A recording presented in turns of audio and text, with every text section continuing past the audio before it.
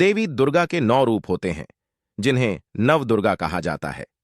3 तीसरा, नवरात्रा चंद्रघंटा के नाम से जाना जाता है। मां दुर्गा जी की तीसरी शक्ति का नाम चंद्रघंटा है। नवरात्रि उपासना में तीसरे दिन की पूजा का अत्यधिक महत्व है और इस दिन इन्हीं के विग्रह का पूजन आराधन किया जाता है।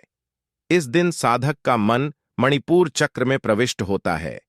इस देवी की कृपा से साधक को अलौकिक वस्तुओं के दर्शन होते हैं, दिव्य सुगंधियों का अनुभव होता है और कई तरह की ध्वनियाएं सुनाई देने लगती हैं।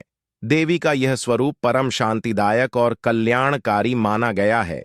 इसीलिए कहा जाता है कि हमें निरंतर उनके पवित्र विग्रह को ध्यान में रखकर साधना करना चाहिए। उनका ध्यान हमारे इहलोक और परलोक दोनों के लिए कल्याणकारी और सद्गति देने वाला है।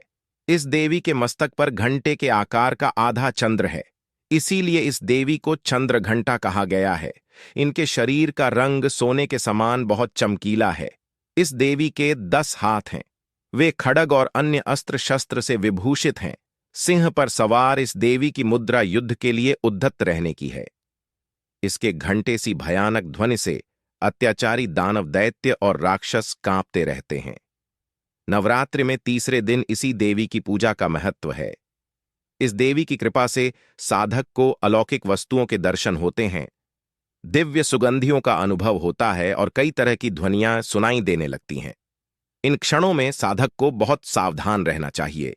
इस देवी की आराधना से साधक में वीरता और निर्भयता के साथ ही सौम्यता और विनम्रता का विकास होता है। इसलिए हमें चाहिए कि मन, वचन और कर्म के साथ ही काया को विहित विधि विधान के अनुसार परिशुद्ध पवित्र करके चंद्रघंटा के शरणागत होकर उनकी उपासना आराधना करना चाहिए।